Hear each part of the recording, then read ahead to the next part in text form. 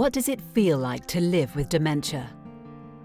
The experience of living with dementia is often a challenging one. The more people's emotions and perspectives are understood, the better they can be supported. This film introduces 4 people who are able to share their insights on living with advancing dementia, insights that were filmed over time and which were not always easily communicated. I wake up and I feel afraid to get out. What am I going to face today? What's going to go wrong? Because I've always got this thing in my, well, often get this thing in my mind to say, you've done something, you've broken something, you've lost something, you aren't any good to anybody, why are you here? And I get that a lot. Oh, it's awful. You get to the stage where you don't want to talk to people in case you repeat yourself.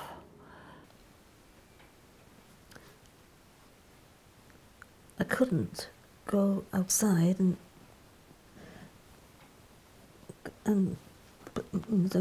go to a shop or something.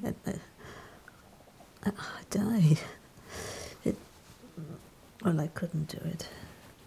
I used to do it all right one time. But it seems to get a bit harder and harder every year.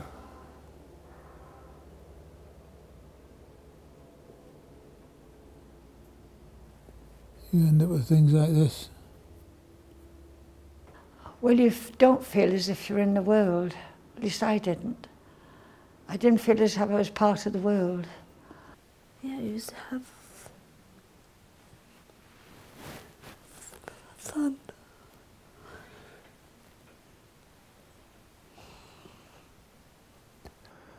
Makes you feel defeated. What good am I in this world? I'm doing nothing.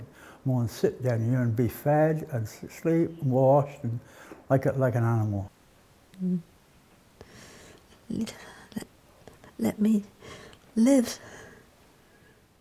Barry has lived with dementia for more than 15 years. He's aware of the changes within his life and is still both able to articulate this and, importantly, express how he feels about it.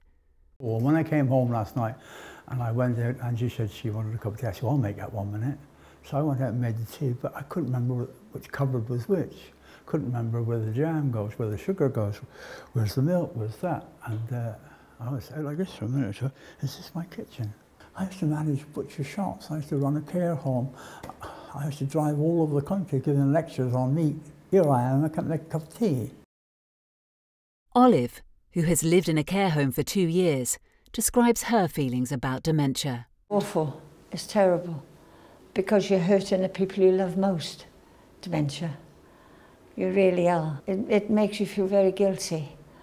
Bob has received full-time care for 2 years. He talks about how dementia has changed his life. In the word, concentration. I can't seem to concentrate on one thing for very long. I don't think you realise how it hits you. Bob's symptoms include hallucinations and mistaken beliefs, which his wife Sally explains. When he gets hallucinations, they're extremely real to him. He sees things that aren't actually happening. We've had problems where his room's been on fire and he's had to get out. Shortly before Bob moved into a care home, there were 2 occasions when he found himself on the roof of his house. And twice I got up on a roof, walked across the roof of a house. I don't know what made me do it. That's the difficult part, you can't explain it. All you can say is it happened and you did it. 1 o'clock in the morning, it's quite frightening. Judy was diagnosed with dementia 11 years ago. She experiences problems with visual perception and is often disorientated. Where am I here? I know who I am. Right. I've got that one down. Okay. Where are you here? Yeah, no, where place is this place? Judy's daughter Karen knows her mother so well that she understands Judy's needs and feelings even when Judy can't find the words. She wants to express herself in ways that she just can't anymore. She wants to do things that she just can't do anymore. But because she still has a little bit of insight, it makes it really difficult because she still knows the things she wants to do, but she just can't do them. Why are you sad, Mum? Oh, looking back. Looking back. Looking back? Yeah. Why does it make you sad looking back? Oh, I don't know. Probably I should have done other things.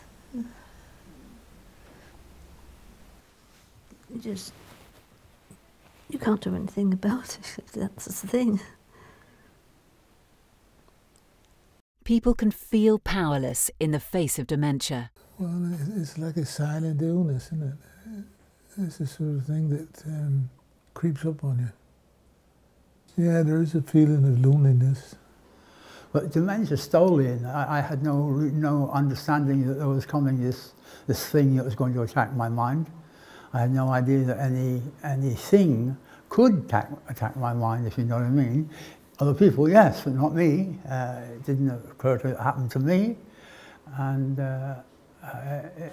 it's just like a persistent spy, almost. Someone who is not recognizable. But his effects are, what he leaves behind him or what he's implanted are noticeable. Dementia is sometimes portrayed as taking away a person's identity. Judy was asked if she feels this is true for her. Oh, it doesn't. You are what you are with that. Well, with me, I'll be the same. Exactly the same. No, I'm sorry, no, it's still me. It's still me. I'm just saying. It's horrible because she was so young, being diagnosed with Alzheimer's, but then, you know, that bits of her do still shine through, and she still is my mum. Barry is also clear on this point. Yeah, I'm a man, it's me, and I am me. I'm my wife's husband, I'm my son's dad. And it seems to me that most people, oh, she got dementia. That's sort of like a full stop. End the sentence, end the discussion. She's got dementia, or he's senile.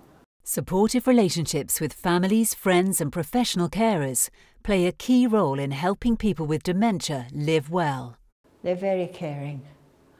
And I get big hugs from my husband and my children. And that's all right, Mum. You forgot something, that's all. Doesn't matter. Here we are. And it's all sorted out again. Well, if you to stay here and help me, and just to be. Always been friends as well. Yeah, well, friends before the romance, so I think then you do stay in a loving relationship because the depth is there, isn't it? But he's still the Bob I fell in love with, and I still love. You know, he's still that person underneath everything. For people with dementia, as with any individuals, empathy and support can help to retain their sense of identity, as well as enhance their well-being and quality of life. If I could say one thing to somebody who's got dementia or a carer, it would be probably hang on in there, because they really do need you and they have feelings and totally understand what you're saying. And one thing, if I walk into the room and Mum can't see me, she hears my voice within a split second. If I say hello to somebody, she knows that I'm there, and it means so much to them. Hello.